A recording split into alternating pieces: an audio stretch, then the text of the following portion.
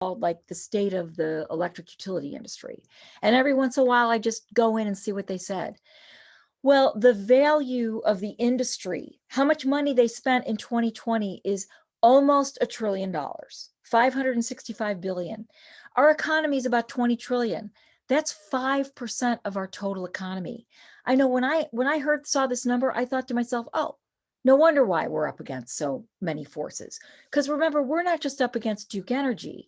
We're up against the coal industry, the gas industry, the fracking industry, the pipeline builders, GE who builds the turbines, Alston who builds the turbine, a Navigant who does the consulting, ICF who does the consulting. There's a whole subculture of people. So the industry makes big money they make big money. Now, they make more money on pipelines than power plants. And let me just give you a broad overview here. In 2005, the electric utility industry killed an antitrust law called PUCA, Puhca. It was put in place in the Great Depression. Why? Because one of the things that caused the Great Depression was that Edison and his cohorts literally built a house of cards of all of these utility holding companies. And when the bottom fell out of the stock market, the utilities were the biggest and the baddest and the first to go. And so the United States Congress passed the Public Utility Holding Company Act of, I think it was 1935. And they said, hey, you can't own everything in one market, just like we used to have for media. In other words, you can't own the power plant and the pipeline and the gas company and everything else. And then you can't go in more than one state and do this. Well, the Congress killed this in 2005. And that is why since then we've had such a horrible problem with this. So that's why you have Duke Energy allowed to buy Piedmont Gas and own the pipeline and try to build the Atlantic Coast Pipeline, et cetera. Okay, now, why do utilities like building pipelines so much more than power plants? Let me give you a couple numbers and you'll get it instantly. When a utility builds a power plant, most of the time, not unfortunately, we'll get into the exceptions, which are the coal plants that are converted to gas. They have to get a permit, and the permit comes from the state regulators. And the utilities don't like going to the state regulators, and they don't like it because all these pesky people like you and me show up and ask too many questions. So basically, they like pipelines because the pipelines are overseen by the feds, FERC. But more than that, they like pipelines because pipelines are unbelievably expensive. Look at the Atlantic Coast Pipeline. It started out around 4.5 billion. It ended up about 8 billion. The profit margin that they're allowed to make is 14%. However, there are rules at the federal government that I hope they change under the new FERC that says that if they make more than 14% profit on their pipeline, they don't have to give it back unless somebody points it out and makes them give it back. The gas industry did this great graphic that was in some of Kathy Kunkel's work that she did for IEEFA years ago about the pipelines. And it was this wonderful graph that showed how many gas companies were literally making 30% profit on pipelines. Okay, so they get to make 14 to 30% profit on a very, very expensive item versus a power plant, which costs $500 million to $1 billion, generally speaking, unless it's nuclear, then it's 20 to 30 billion. They make 10%, and they have all these pesky interveners. So basically, that's why there was a rush by the utilities in the last 5 years, not just here, but all over the country, to go buy pipeline companies and then build pipelines. Okay, now here's another key. This is a key thing on this page. Utilities make more on capital expenditures than electricity sales. My students would ask me, what's a capital expenditure? Okay, that's when you buy something. It's when you own an asset. So if the utility, Duke Energy, when someone else owns the solar plant or someone else owns the power plant like NTE Energy, they don't make a profit. They don't make that 10% profit. They only make profit when they own it. And so that's why, as my friend Leslie used to say, they fill themselves up on cake, dessert. So basically what they do is they fill the pipeline with all these gas plants, so we don't even have an appetite for renewables. Okay, so let's go. What's not a capital expenditure? And the reason this is so critical is because we, the ratepayers, bear the risk of these costs. Labor, fuel. Well, fuel's huge. And let me give you a rule of thumb on fuel. The rule of thumb is that a utility usually spends between 25 and 35% of their expenditures on fuel. It's lower if it's coal and it's higher if it's natural gas. However, the low fuel cost of coal is more than offset, by its incredibly high pollution costs, which we are just beginning to integrate into the big question, what's the cost of electricity? What's the cost? What's the value, et cetera? Okay, and the other issue to remember with these fuels, especially with as we all fight frack gas, is that they don't bear the risk of increasing fuel costs. In fact, one of the things that just blew my mind, everybody knows about Texas, okay? The pipeline froze at the wellhead. But what was unbelievable was even as far away as Colorado, Xcel Energy, which I know well because I spent years fighting Xcel Energy, they spent $650 million extra in 1 week on fuel. The reason it made my head explode is because Xcel Energy's yearly fuel expenditure is about $2 billion. $2 billion. And they spent $650 million in a single week. And that doesn't even count the money that places like Oklahoma spent, and Texas and the other states around it. So we're headed into an era where the risks and the costs are becoming incredibly obvious. Okay, so again, why is it so hard to get any info? Utilities operate in a black box. In 2006, when I started fighting clean coal, and honestly, I did not know a kilowatt from a megawatt. My ex-husband, who I still work with, he's a very brilliant mathematician, and he helped me understand this stuff. He helped me understand the finances and the math. He built a black box for me and my friend Leslie, so we could see what the costs were, and we could manipulate them and see what would happen if water costs more, or we had a carbon adder or whatever. But this is getting better, and one of the reasons why I'm so hopeful is because a lot of the young smart kids and a lot of the smart groups out there, more and more, we have the same tools that the utilities do, so they can't pull the wool over our eyes anymore. I'm going to talk a couple times here about a German law and these rules in Germany, and there's 3 of them, and I'm going to bring them up repeatedly because these 3 German principles, rules, laws, are actually derived from a U.S. law, PURPA, the Public Utility Regulatory Policy Act of 1978, which we could talk about at another time because it really affected North Carolina. But basically, that law is really important because it opened up the market, and I have a slide on it that I'll come to next. So why else is it so hard to affect the utilities? Well, it's a black box. You need an attorney a lot of times. I mean, if I want to go into a proceeding, which is what I used to do, I just represented myself as a utility customer. If I represent anyone else, if I said, hey, Kathy, I want to represent Apple, I would need my law degree, a license in North Carolina, which I don't have. I have a law degree, but not a license. So what I did in the early years when I started this stuff was I just represented myself. And actually it makes things easy too, because you don't have to, it's just very direct. I could just write my own testimony, go in there, present it, and do my own thing.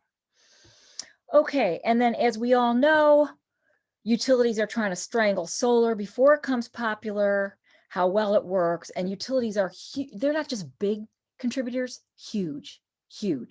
And fortunately, there's lots of good nonprofits following this. Okay, and then here's the other thing to remember. And this is why utilities are fighting distributed generation so hard, because utilities are these weird entities that have incredibly high fixed costs, and they only make a profit after they meet their fixed costs. So one of the slides I saw early in my career, I almost fell out of my chair, and I still remember that slide because it just totally, it just was like a light bulb going off. So the slide was about utilities in New Mexico. And it showed that when the utility in New Mexico lost 2% of its sales, it lost 20% of its profits. And when it lost 5% of its sales, it lost 50% of its profits. Now, this is like, hello, no wonder why they don't want to lose 1 or 2% of their profits, because they have such high fixed costs. And what has happened, because groups like Climate Reality Project, Apple, NC Warren, Sierra Club, SELC, SACE, NCSEA, many groups across the country, what's happened for them is, as there's been more scrutiny, is that the cost of those previously cheap coal plants has gotten higher and higher. For example, coal used to cost like 2.5 to 3 cents to generate. But now, because there's so much more scrutiny, because they have to account for costs like coal ash, et cetera, it's more like 6 cents, 7 cents, even 8 cents a kilowatt hour. Okay, I want to mention something about nuclear too, because nuclear is starting to come up again. Nuclear, in my opinion, it's a total boondoggle. The Vogtle nuclear plant that's being built right now in Georgia is $30 billion for 2,200 megawatts. Do the math. That's about $13 to $15 million a megawatt. $13 to $15 million a megawatt. How much is solar a megawatt? 1 million a megawatt. One. So even if you have to build 4 times as much solar, or let's even say 5 times as much solar, plus batteries, you're still only spending 25 to 30% of the amount of money that you're spending on nuclear. The other problem that nuclear has right now, and it's only going to get worse, is, you know, those giant cooling towers where all of you see all the evaporated steam come up. That's because nuclear takes so much water to cool. And as climate change hits our planet harder and harder, if you Google nuclear plant shutdown drought, you will come up with examples in, I think, Germany, I know France, in the United States, in all over the place. This is becoming more and more a phenomenon.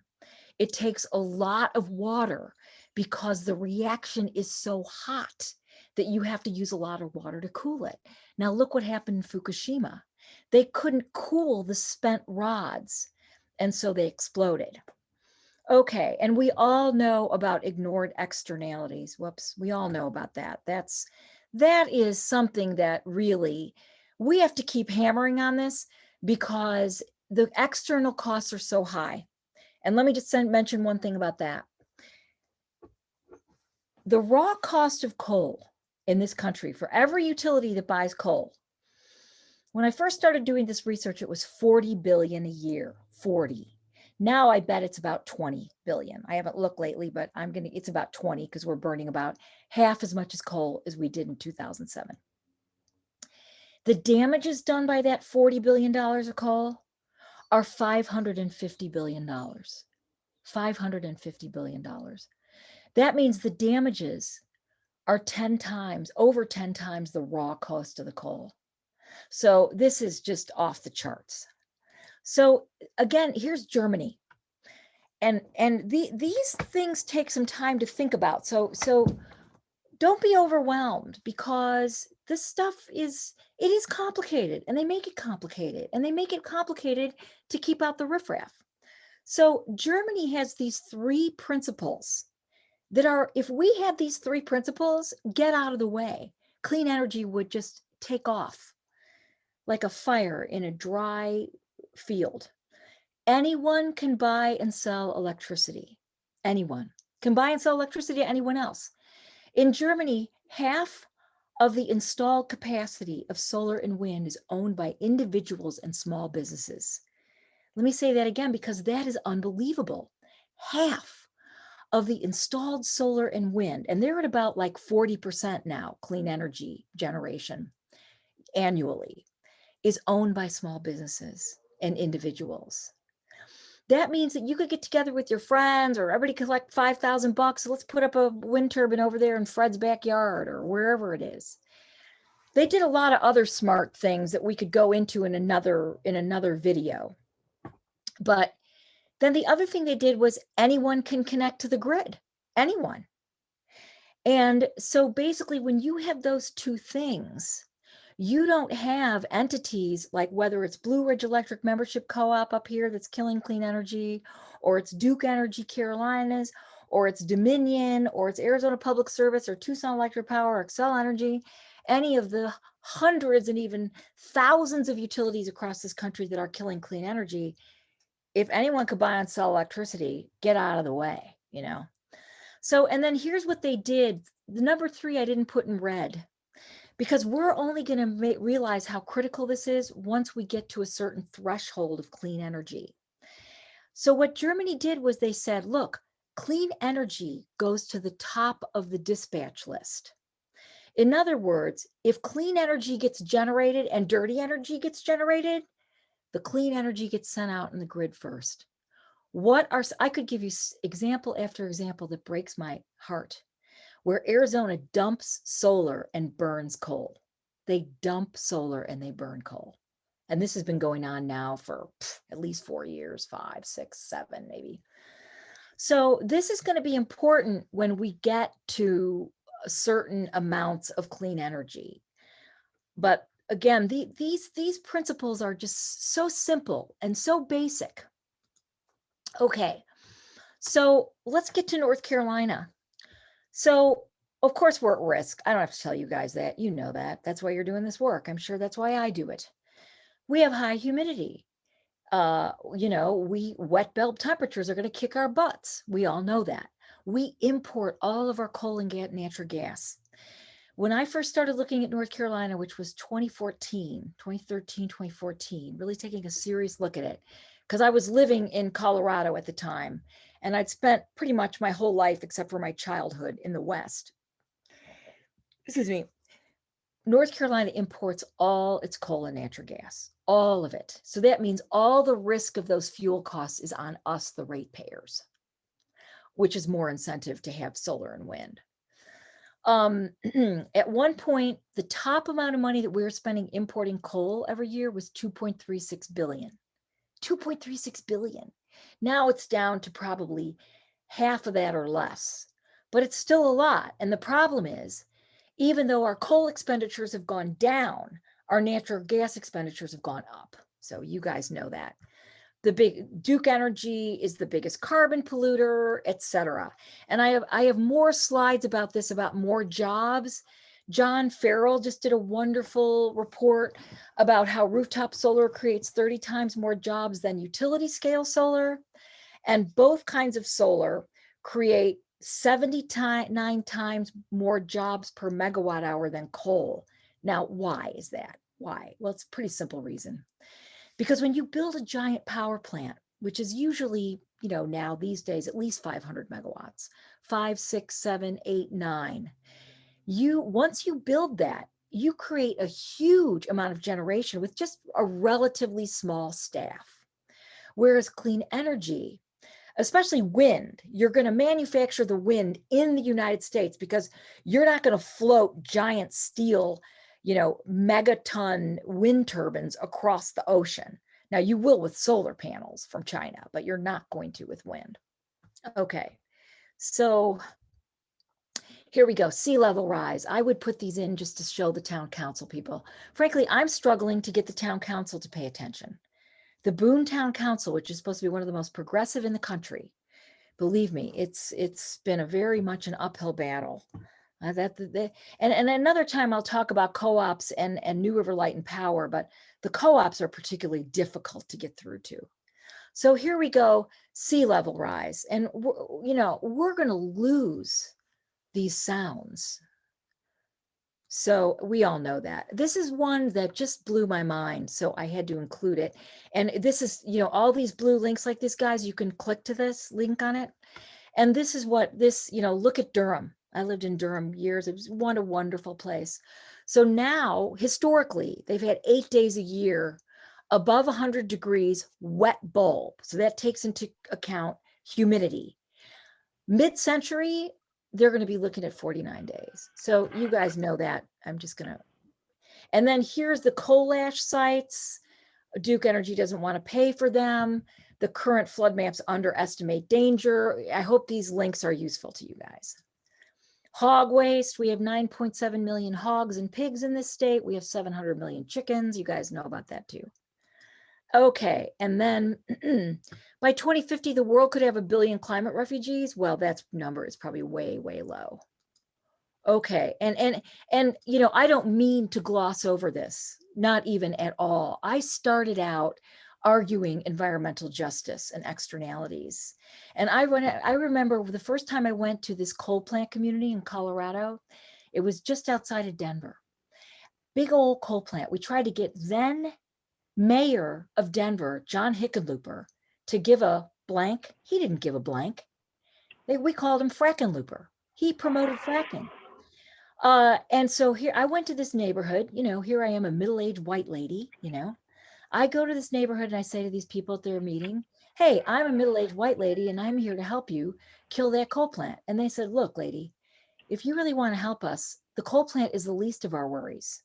What about that rendering factory? What about that Suncor factory that gets tar sands from Canada and refines it into gasoline? I mean, I was like, oh my God. So, it was a real eye opener, but obviously not hard to see. So I want to just recognize Apple and all the frontline communities that are just like kicking butt and taking names after so long of getting abused. Okay. Net energy. This is the killer thing. This is what really is going to drive our future. I had a kid ask me the other day, a gal at where I swim, young woman, and she asked me, Nancy, what about the Colonial Pipeline? Like, give me the short version. I said, okay, here's the short version. We have a very brittle system. We have a brittle system that's dependent on these fuels. We put a hell of a lot of energy into building pipelines and compressor stations and pushing it all over the place.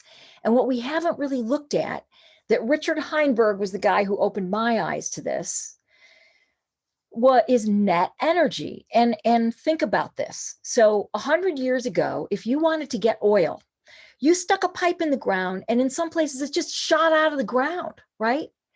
Those pictures of Spindletop, they called it. Well, here we are 100 years later. And first we were drilling onshore.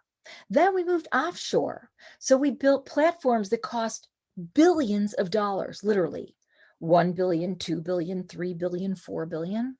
And then we had machines that would go 5,000 feet under the ocean and then 5,000 feet below that. So basically what's happened is our net energy is going down, down, down, down, down. And here's the worrying thing. And if you want to go look up a term, go look up Seneca Cliff, Seneca. And there's a very famous energy guy named Ugo Bardi, Ugobardi. And you can find him easily. He blogs and he writes stuff all the time. And this is his trip.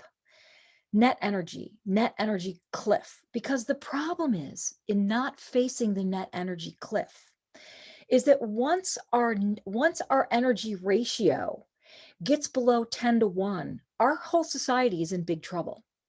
And so we need to put infrastructure in place so that we can deal with that. So back to the oil, which used to be 100 to 1. Now it's around, in the best places in the world, probably 20 to 1, maybe 30 to 1. In the worst, it's like maybe 1 to 1. In fact, it might even be less than 1 to 1, like tar sands.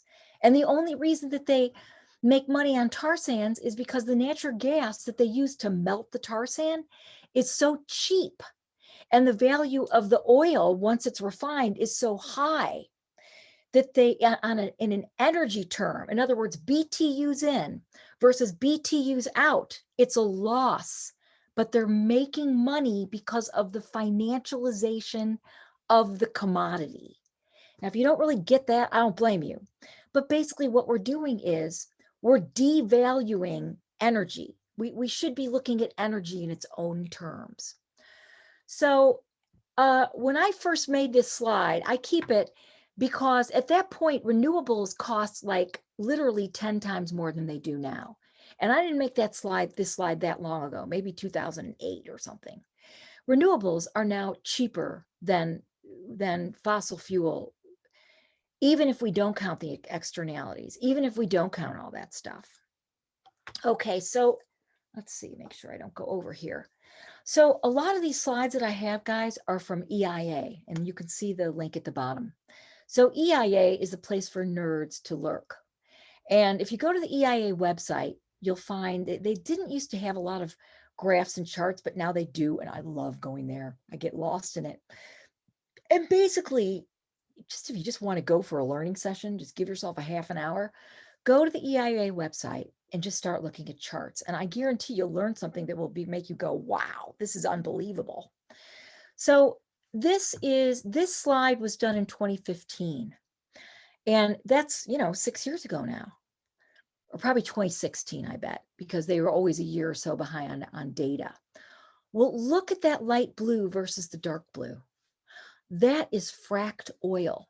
That light blue, that is the Bakken, North Dakota boom. It's the Texas boom, which is now starting to bust. That is the fracking boom. It's even worse in shale, in gas. This is oil, remember, not gas, although it gets confusing because they're often co-located. In other words, you have one well, but you get both oil and gas out of it. Okay, so I show my kids this and I say, look at this, look at this. This 1973 peak, that was the year before I graduated from high school. And it's called the M. King Hubbert Peak, Hubbert's Peak. A shell geologist named M. King Hubbert around in the 50s said to his colleagues at, I think it was Shell, he said, hey, we're going to peak in US oil production in about 20 years. Everybody said, oh, you're crazy. Oh, shut up. And so he started giving talks about it, and Shell didn't like it. And they told him, stop talking about this. And he said, no, I'm going to talk about this anyway. It's important. And he did. So basically he was right. And I don't believe he was even alive by this time this happened. But indeed, 1970, right around 1973 was our peak in US oil production. And this is conventional wells. And conventional wells is where you have like a straw and a pool. You get the straw, you drill straight down, there's the pool of gas, and you suck it all up. So he was right. So our production went down, down, down, down, down, down, down, down, down, down, down, down. Look at this. This is around 2006. Look at the angle of that production curve. That's fracking. What goes up will come down. Okay, and this one I show to my students because I want to show them a few things. This goes back to 1970, and it goes all the way up to 2015. And here what you see is that Texas has always been a big producer, right? Look at 1970, biggest oil producer by far. Okay, it goes down, down, down, down, down, down, down over the decades until that magic year around 2006 when it leaps up. The other thing I like to tell people about, because I remember this, I have a very dear friend who worked for an oil company, and he made Excel spreadsheets so that they could divvy up the profits from these wells. He made a lot of money doing it. So look at the red line. There's Alaska. There's the North Slope comes online right between 1975 and 1980. Boom. And it produces a lot, a hell of a lot, until it starts going down, down, down, down, down, down, down, down. And basically, this is what happens. The Gulf of Mexico is in blue, and those areas where it just plummets and then comes back, those are hurricanes. Okay, so this is more common knowledge now. When I made this slide in like 2016, it wasn't very well known, but it is now, that the oil industry's profits are like way, way, way down. I mean, way down. Many of them that got kicked out of the stock market even. Okay, let's see, where's my thing to go next? Okay, they're losing money. They're losing their shorts. In fact, many people say, and I think this is true, is that they never would have existed but for cheap money, the cheap money that happened after the 2008 financial crash. Okay, so let's move into electricity. And this is a little dated, but not too dated. So we're still in the United States, largely fossil fuels. We're about 20% nuclear. We're going to stay 20% nuclear for a while, most likely. Natural gas is now 40%. So it basically, 20 years ago, natural gas was probably about 2 or 4 or 5% of US electricity production. Now it's 40. Same thing in this state. This state 20 years ago, we were 2% natural gas, and now we're 40. Coal. Coal used to be 50% of the electricity generation in this country and like 60 or 70% in this state. And now it's down to about 20 to 30%, depending on the state and depending on the time of year. One of the things that we're going to have to watch for is that if the cost of natural gas starts to go up and stay high, we cannot let those guys go back to burning coal. That can't happen. Solar, this says 1.8, it's now 3.4. Wind, this says 7.3, it's now like 10, 9 or 10. Hydro fluctuates. It depends on how bad the drought is. And then I just put this in there so you could see how coal is down and gas is up all over the place. And again, there's the links. And then this one I took from this wonderful, I still love looking at this. I put the link in there. It was a 2015 NPR link. And they showed the electricity production by source in every state. So let's look at North Carolina. Coal went from 61% in 2004 to actually it's about 25% now, not 39 like it was in 2014. But look at gas. It was 2% in 2004. Now it's not 23%, 7 years later. It's 40%. So you can see the length. In fact, one of the things that really blew my mind about that NPR thing was because I do a lot of research and writing, or I used to, on Arizona, is that Arizona's coal burn has basically stayed the same. They've been 38 or 40% coal for like 15 years, which is awful. Okay, and this I put in here. I remember when we first got this map, it was like gold. We couldn't get it at that time. You had to pay $5,000 for maps like this. That is the Powder River Basin, that big yellow blob. See it in northern Wyoming? That's the Powder River Basin. And that's where 43% of our country's coal comes from. And so here's the funny thing. The one of the furthest plants to get coal is in Georgia, right there. It's called Plant Scherer, Scherer. It was made very famous by Jeff Goodell's book, Big Coal, which was my Bible for many years. And big coal, so by the time that coal gets to Plant Scherer, 80% of the cost is transportation. 80%. So again, we're not just looking at Duke Energy or Southern Company. We're looking at the rail system. Coal is a huge part of the rail profits. So, you just see this as a giant, giant entity, monster. And look where that coal goes. Look at all those coal plants along the Ohio River on the border between Ohio and West Virginia. It goes all the way to like, wow, man, Maryland. Okay, so, and here's a map of the interstate gas pipelines, which you guys probably know. Look at all of the pipelines there in the Gulf Coast. Now, what's going to happen in Texas? Dallas this week, I think yesterday they said 7 to 10 inches of rain in Dallas. Now they're saying 3 to 5, but over a couple days. This is just happening and happening and happening and happening. Harvey dumped 51 inches of rain over a period of days. Hurricane Harvey. So here is another giant reason why we should end fossil fuels. And I know when I learned this, I was gobsmacked. So this basically shows you that any power plant where you convert the fuel to electricity using steam, you're going to lose 2/3 as heat and pollution. So the red is thermal losses, pollution. The yellow actually turned to work, energy. Coal plant efficiency, the efficiency of an average coal plant, 34%. I said on my IRP comments the other day, and I still can't believe that the NCUC isn't making a bigger deal about this. When Duke Energy converts its old coal plants, many of which are over 50 years old, to run on natural gas, the converted power plant is 3 to 5% less efficient than the coal plant. Hello?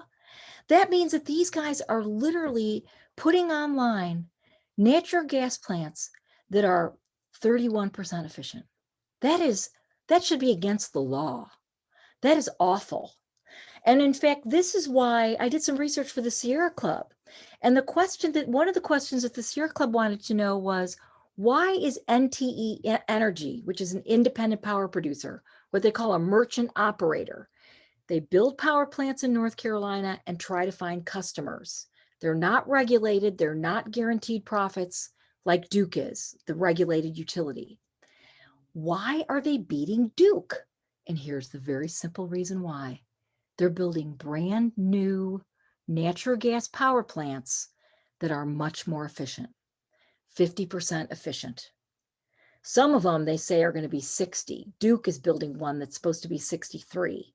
But when you take a coal plant and you convert it to a gas plant, and then you have no hearings, and you have no testimony under oath, and you have no opposition to what Duke is telling you, that is, as far as I'm concerned, that's a due process violation.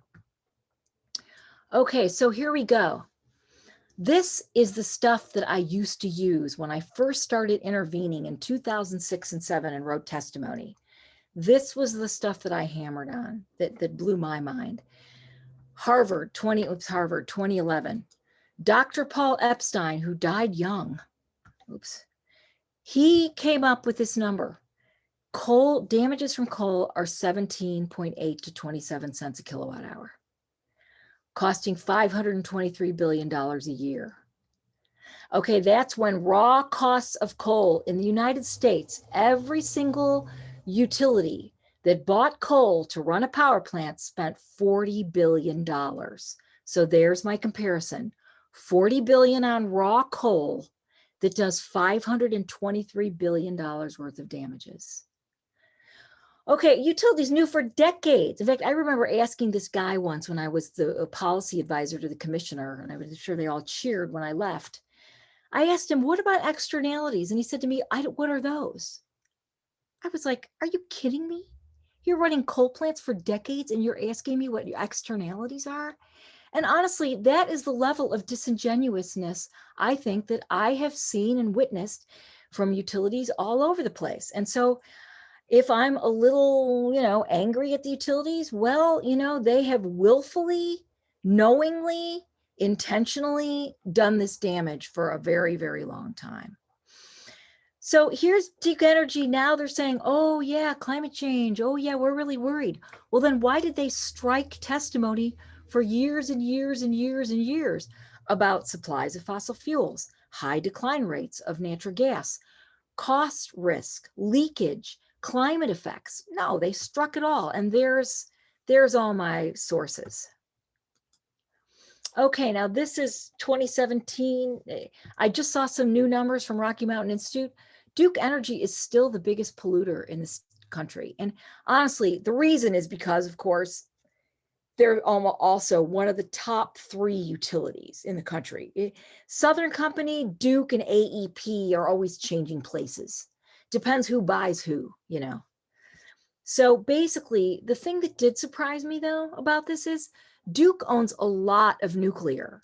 And so it's odd that they have such high emissions, even though they're very heavy nuclear. Okay, this is from a tweet that I got from Steve Norris's son, Tyler, who's a very brilliant analyst. He's a brilliant young man, that one of a number of them that are really just incredible, doing wonderful work. And basically, this study that was done, you can see it there, right there, the coal cost crossover. It was done by Energy Innovation LLC and Vibrant Clean Energy, two of the best groups out there. And basically, they did a study. They said, okay, let's look at all the coal plants across the country and let's see which are the worst. And basically, they didn't get this information from the utilities. They didn't say, hey, utilities, give us the cost of your coal plant. They're not going to do that. Instead, what they're forced to do is reverse engineer data that's given to FERC mostly. And here's the good news. The number of people who are doing this work now is growing exponentially. And so we have better and better data. One of my hopes and one of my comments to FERC when they asked for comments 2 months ago about the new Office of Public Participation is to, and I gave them a long list, please give us printable templates so that I can hit a button and say, hey, FERC, I want a printout of every single power plant in North Carolina. I want to know how many hours a year did it run? What were the emissions in every power plant? What was the capacity factor is how many hours did it run? What's the heat rate? In other words, how inefficient was that coal plant? How, if it had to burn a lot of fuel to make a little bit of energy, or did it burn a little bit of fuel to make a lot of energy? That's the simplistic way to explain this. Basically, what happened when these guys did this study is we in North Carolina have more uneconomic coal than any other country, any other state in the US. And then look who's number two. You can't quite see there. It's Florida, and then Georgia, and then Texas. So the data that we're getting is just better and better. And then this is from the same study in the same Bloomberg article, that basically the market opportunity to get rid of coal is giant. Look at that red. All that red is uneconomic coal plants. Look at North Carolina and South Carolina. In fact, what's going on in South Carolina, I would say we have way, way more opportunity to put in clean energy than South Carolina, than North Carolina. And I'd love to do a little presentation on that at some point. And basically, it's because of what I said a few minutes ago. Because new natural gas is more efficient, and because South Carolina has a lot of old coal they need to get rid of, which is going to open up the market for solar. And then look at Florida. Look at all that big, what in heaven's name is Florida doing with coal? In fact, you know where Florida gets its coal from? South America, because they bring it up on a barge. Because think of it, what's cheaper, putting coal on a freight train and shipping it across the United States 3,000 miles, or sticking it on a barge and floating it, from like Venezuela or Colombia or, South America up here.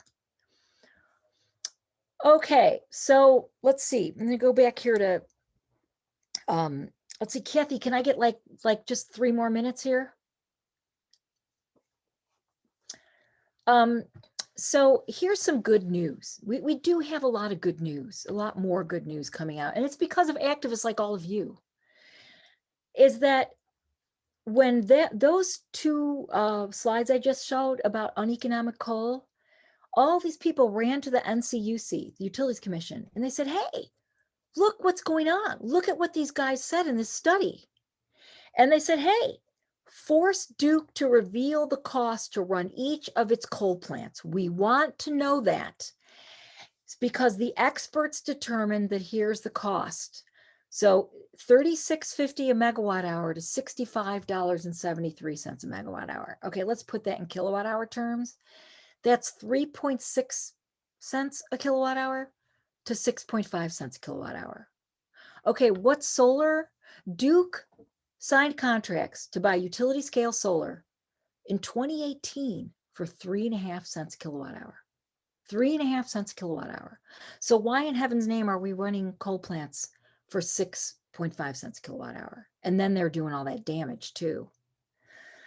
So I hope Josh Stein pushes harder. In my opinion, he could push harder, but I hope he does. And then I want to show you a couple of last things before we open up to comments. Kathy's going to make this power plant available. And what I do with all my power plants on Google Docs, everybody, is you can make a comment or you can email me or whatever, just make a comment, because if I make you an editor, then you can just delete it. So I'll make you a commenter, but feel free, share widely. Again, nothing is secret or proprietary. And again, this is what I mentioned earlier, why utilities are pushing natural gas. One of these, I forget which link it is about how utilities earn more on pipelines, than power plants. And here's what is antitrust. Here's the cost of natural gas and how it's gone up and down over the years. And the weird thing is that I think nobody really expected natural gas to stay this cheap for so long, because the natural gas industry is losing its shorts. But it has, and frankly, we have an interesting situation where decline rates are very, very high and the industry is losing money rapidly. And so who knows what, they're going to go bankrupt, it's my guess. And I'm going to leave you with this last slide. Look at the light brown versus the dark brown. This is the percentage of gas, natural gas, both fracked and conventional, that's been produced in the United States from 2000 to 2015. And for those who are listening, I want to be more clear. In 2000, only 7% of total US natural gas production was fracked. 7% in 2000 fracked. Now, well, when I made this slide, it was 67%. I need to update it because the newest slide shows 80 to 90%. So 80 to 90% of the total natural gas produced in the United States is fracked. And the reason why really LNG, liquefied natural gas, and exporting gas, it's probably never going to go anywhere because it's just too expensive to to turn the gas into a liquid, put it on a boat, send it across the ocean, put it into a terminal, regasify it, put it in a pipeline, compress it, send it somewhere. That is very, very, very energy intensive. So I am going to stop my share and just open it up for questions and chat. So Wow. Thank you for listening. Thanks for that amazing, let's see, tornado, waterfall, amazing amount of information. Thank you. I think the easiest thing might be, you know what, I can just go around and. Oh, there's a stack, I see.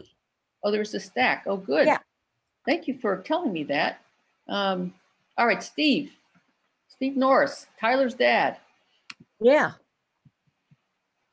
Thank you. There, let me get my video going too. Hi, everybody. And Nancy, thank you so much. This was mind-boggling. I could have used another 3 hours to understand some of it, but thank you so much for absolutely for doing this. My own thinking is that Duke Energy has got to be broken up into at least 3 separate corporations: a utility which produces electricity, a transmission line company which transports it, and a construction company which builds various things. Now, that's a simple version of something that probably will need to be more complicated, but I'd love to hear your thoughts on that. Both, is that a long-term solution to this dilemma we're in, or one of the long-term things that is needed, and is it politically possible? Is it politically, Steve, I remember the first time I ever heard John Wellinghoff use this term unbundled, because he was the chair of FERC from like Obama put him in. He was so good, honest to God. That guy, I learned so much watching what that guy was doing. And I remember the first time I heard him use this word unbundled. We have to unbundle the utilities. It was like That word means exactly what you said, Steve. They got to be broken up. Distribution company, transmission company, generation company. And that, in fact, is what happened in the deregulated states. Deregulation is this weird term. All it means is not regulated. But basically, Steve, that's what they're doing. And so they're breaking up these behemoths in a way that you're saying, so that basically you're going to get to, you're going to kind of accomplish what PUCA accomplished, PUHCA, the Public Utility Holding Company Act of 1935. I think you're on the right track. And I think that basically the way that we get there is we do what all of us are doing, which is show what bad actors our current providers are.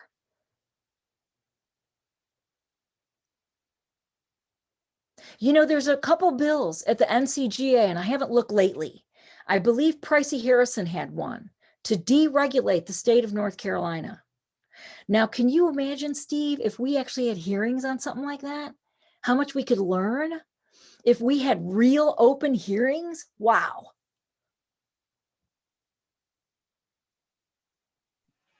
Speaking of open, you said something, Nancy, which I found rather remarkable, that you talked about Duke, how Duke had struck testimony.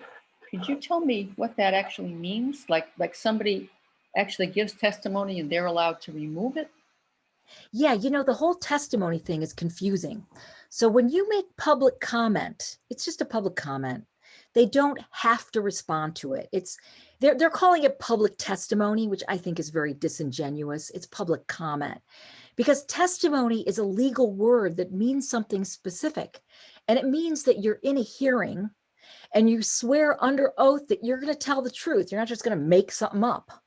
And so when a utility moves to strike testimony, I'll give you an example. So NC Warren, we submitted testimony about how bad fracking was and the leakage and how it was declining rapidly and all these problems. We had 3 separate witnesses: David Hughes on supply, and I wrote a bunch of these, ghost wrote them. Touche Howard on leakage. And then I think we had Bill Powers, and we had Robert Howarth also from Cornell, Dr. Robert Howarth on leakage. So what Duke Energy did was, in the middle of that proceeding, Kathy, they said, hey, NCUC, this is irrelevant. Here's those pesky people at NC Warren giving us some kind of, irrelevant stuff. And so just throw it out. And so what that means when the utility successfully throws it out is they don't have to respond. Because this is what I learned when I was an independent intervener. If you bring up an issue in testimony, they have to respond. And so that was what my friend Leslie and I did for years in Colorado. We would just bring stuff up. And even if they just said, oh, we think those 2 women are stupid, they had to respond. Or we think that climate change isn't real, which is what they said for years. They had to respond. So this is why an evidentiary hearing is so critical, because Duke can't lie. And in this environment that we have right now, I can't imagine that the NCUC would ever throw out testimony like the testimony that NC Warren and me and others submitted in, 2015, 16. Well, Friday was the deadline, I believe, for responses on intervener comments. So I'm going to check to see if the interveners are planning to ask for an evidentiary hearing. I can't imagine they did, Kathy. They have already. Awesome. Yes. Thank you. Yes. Yeah. I believe I have unmuted everybody, so you can unmute yourself if you have a question. Unless there's somebody here on the stack, I should be checking. Oh, and I want to say thank you, Marvin and Lib and Donna and Jerome and Wafa, and for all your kind comments. I mean, I would like to, Kathy and I talked about, I'd like to go see if I could get just a small amount of funding to do a series like this every month. And then you guys can tell me what you want to learn about. Because here's what I'm thinking about this, is that a lot of this stuff that I'm talking about is hopefully in the past. This is the stupid stuff that we've done, and we're going to move on. But in what's coming, we have to prevent Duke Energy from forming its own balancing authority, its own little transmissions thing. We also have to prevent them from killing distributed generation. And that is the next battle. The battle is we need rules that are going to streamline and encourage solar plus batteries or whatever else there is, people putting up window film or whatever it is. We need rules that are going to encourage that kind of activity, not kill them.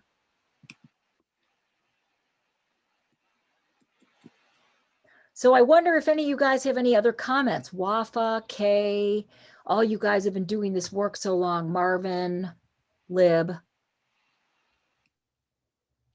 Your presentation was superb. Thank you so very much. Oh, anytime, Marvin. Your work against the ACP was superb. I mean, think of it, guys. You killed a pipeline. People said it couldn't be done. They said there's no way this is going to happen. It's done, It's remarkable.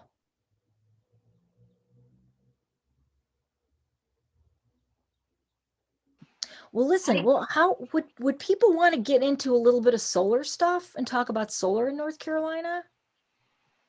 Well, I had a question actually. Yeah, please. Like you mentioned, the cost of solar that Duke is paying for. Mm-hmm. Are they buying it from themselves? Because they have all the solar arrays, don't they? Yeah, here's the weird thing about solar. So solar, in North Carolina, our market is unlike any market anywhere in the country. I remember when I first moved here, I was like, what is going on? I had never seen anything like it. And my friends in Colorado were asking me, like, what's going on in Colorado, in North Carolina? Can you tell us? And here's what happened.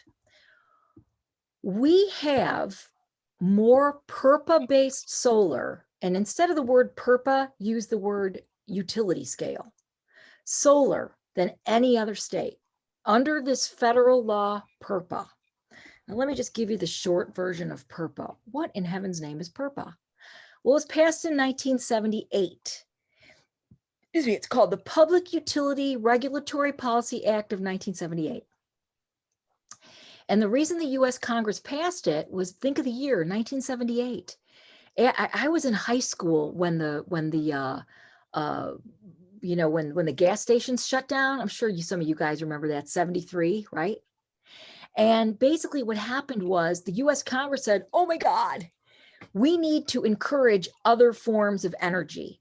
And so they passed PURPA. And basically what PURPA was meant to do in 1978 was open a market for this thing called combined heat and power.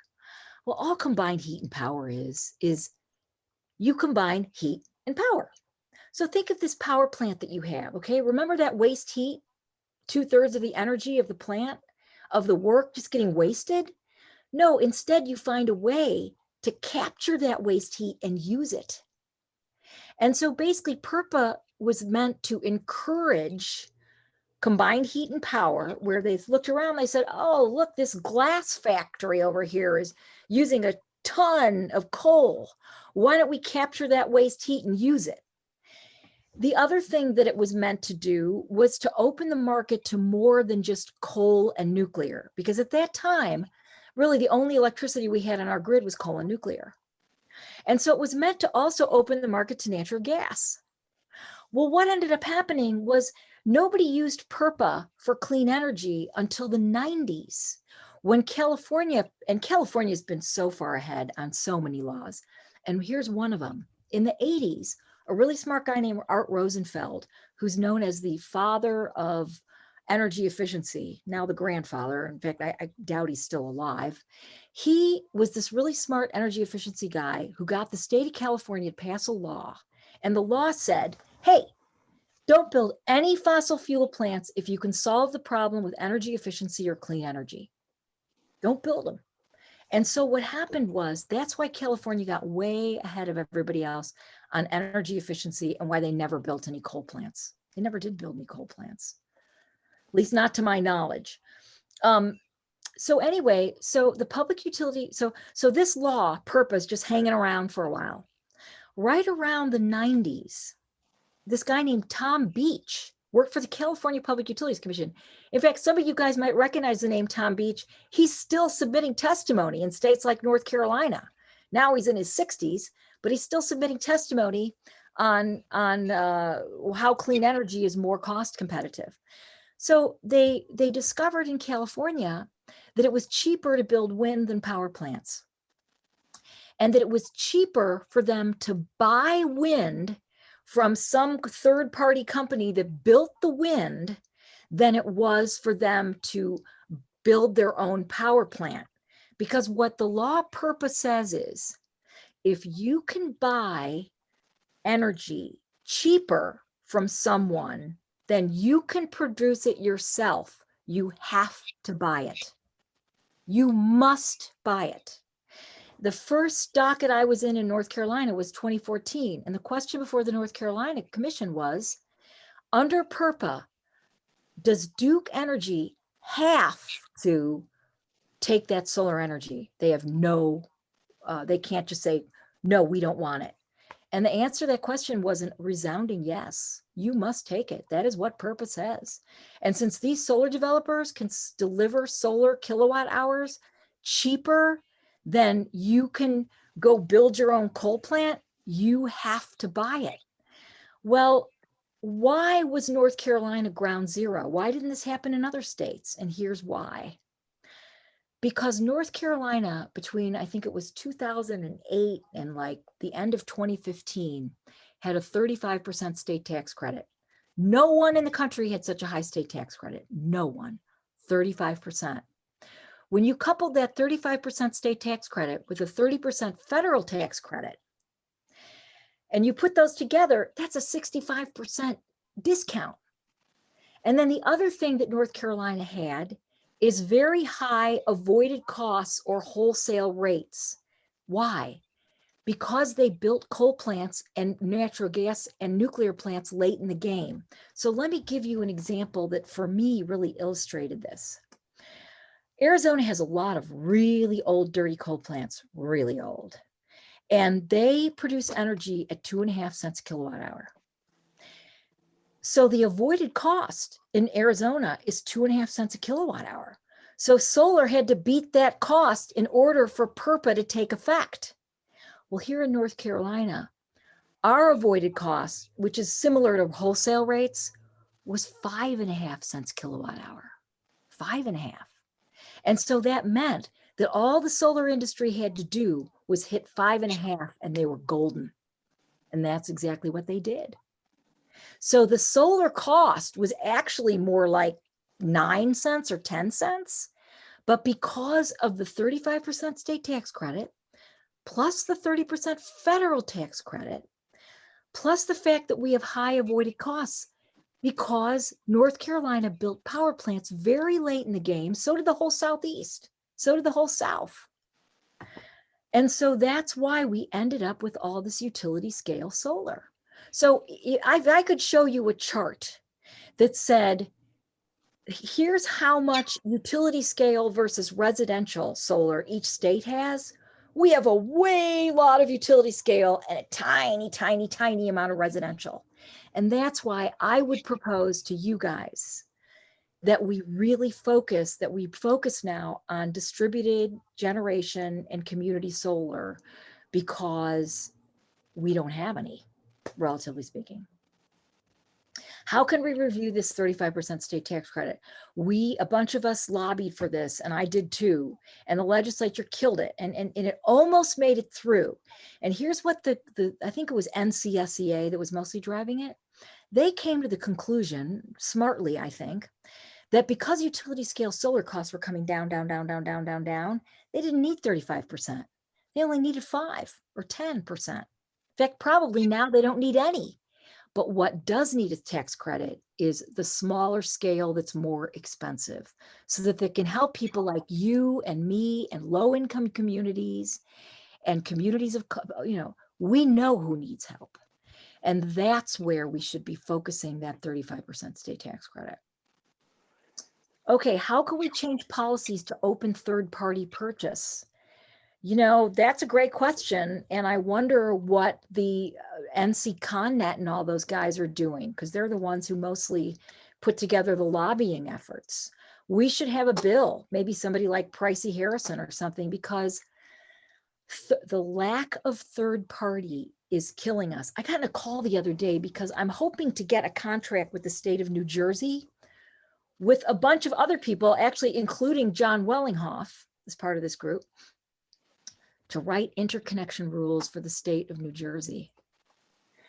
And basically, these guys on this call, it was all a bunch of nerds, you know, these, you know, there were a bunch of physicists on the call. I believe me, I don't understand this stuff like to that level at all. But basically, they were like, well, yeah, we have projects here and here and here and here, but not there and not there and not there. They didn't understand that the reason is because there's no third party solar.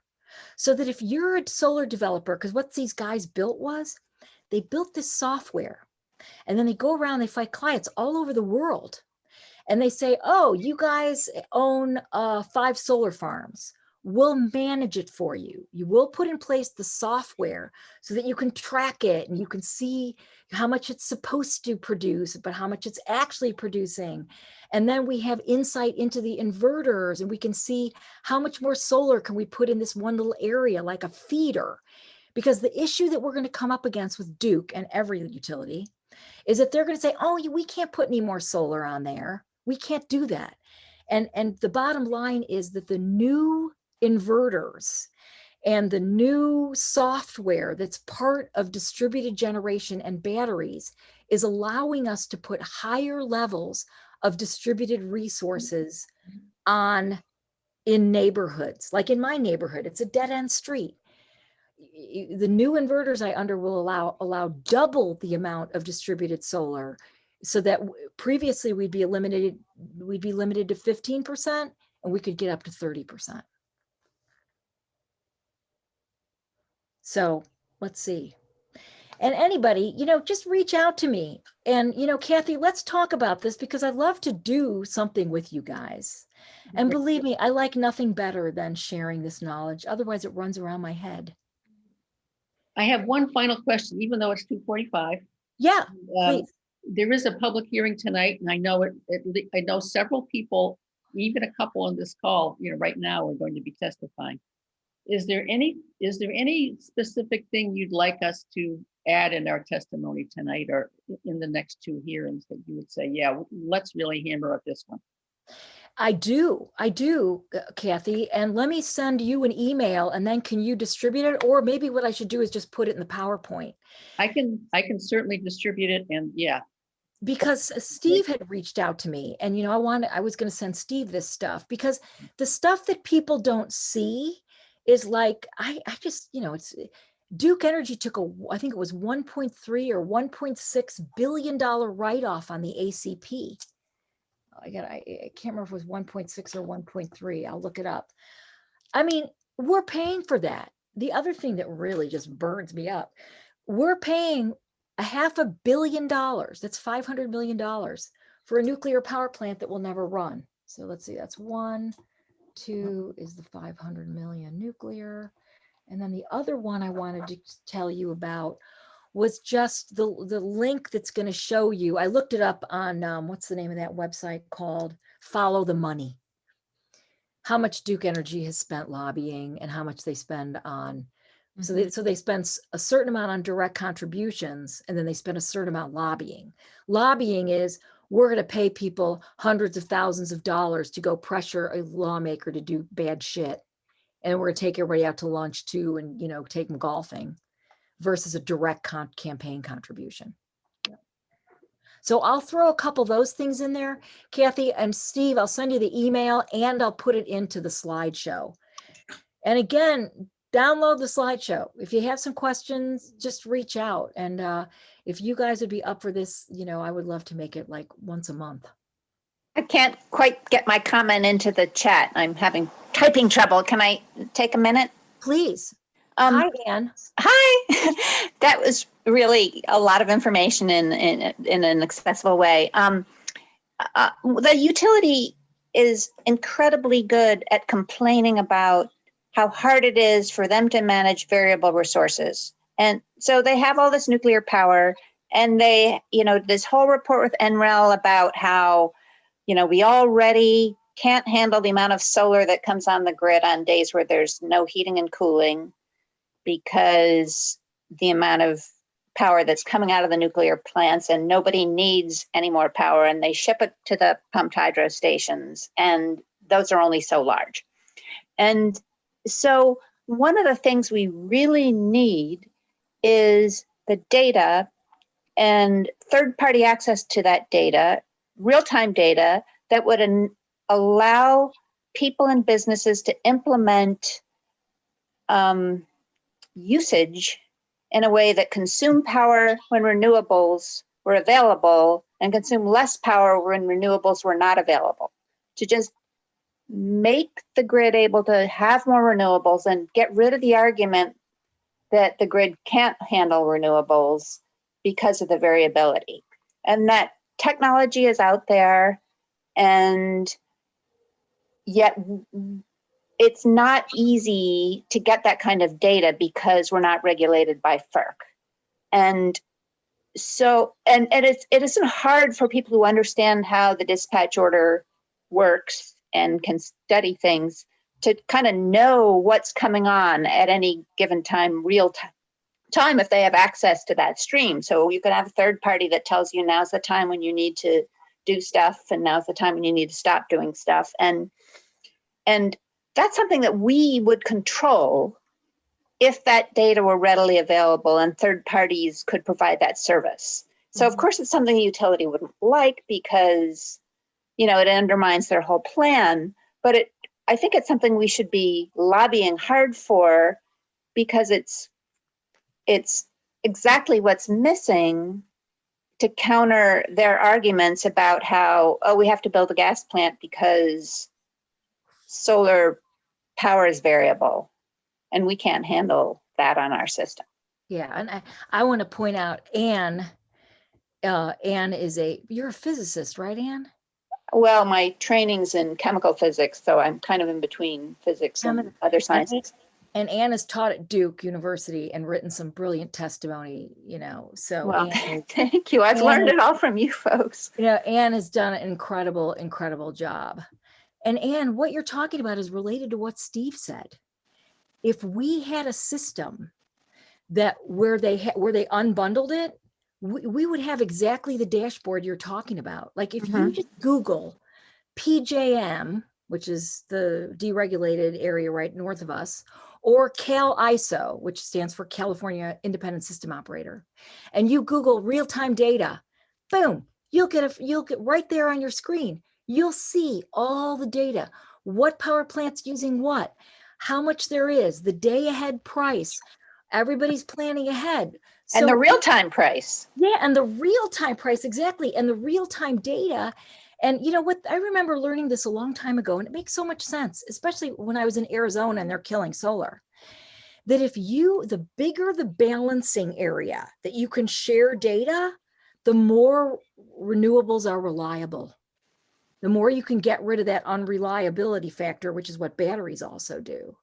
But what Duke wants to do is they want this thing called SEEM. I don't know if you guys have heard about that. That's basically a fake independent system operator. It's Duke's independent system where they just share data between North and South Carolina. Well, big deal. And they, no, we need to be part of a bigger system. And exactly like you said, Anne, real-time data available immediately. And there is no reason on earth why we can't have that. They could make that data available without even going through that organizational change of becoming part of something larger. They could just be regulated into providing that data. I mean, the closest you can come to getting real-time anything that I can discern is looking at marginal prices of the tie lines with PJM, because PJM publishes it. And Duke doesn't publish real-time. Right. And Duke doesn't publish anything until later. So that's the closest you can come to getting real-time data that you need to tie your use to when there's plenty of solar, et cetera. But I agree that it would be great to have not have to fight for everything like that by being part of a system that provides it. But there is no reason why they couldn't make that data available simply by insisting that they provide it. Yeah. And EIA could play a role too. I mean, I hope that FERC takes their role seriously in providing data, because they also have a lot of good data. But you're right, there's no reason why they can't give us this. You know, one of the things that was really kind of blew my mind when I started looking at deregulated states, because I worked in regulated states for a long time, and we would fight. We would put in discovery requests to Excel, and our question was, give us a chart.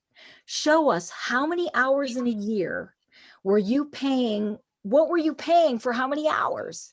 And you can see, oh my God, you guys have these power plants that only run 1% of the hours in a year, and it costs like it costs like, a lot, 30 cents a kilowatt hour, 50 cents a kilowatt hour, because you're never running it. When you have a deregulated or or independent system operator or a regional transmission operator, which is like the traffic cop, they open the kimono and they show you. And that is also why PJM has more energy efficiency than any other market, because you could see, oh, look, energy efficiency top cost is 3 cents a kilowatt hour. So then why are we paying 5 cents a kilowatt hour for nuclear? Yeah. Yeah. So, well, I'm gonna run, guys, but it was really fun. And Kathy, I'll be in touch, and I'll send that stuff out. I've got a Cairo appointment right now, but I'm going to come back and send that email to you guys with those links. And then Steve and Kathy or whoever, if you look through that PowerPoint, you might find some things, Thank you, Nancy. Thank you so much. Thank you. That was fabulous. Amazing. Thank you guys for Thank you. listening, and thank you guys for caring, and thank you guys for being just incredible activists. Thanks, Thank you. Nancy. Thank You you know, for coming. Thank you. It's all for you. Thanks, guys. Bye. Bye. Bye. Bye.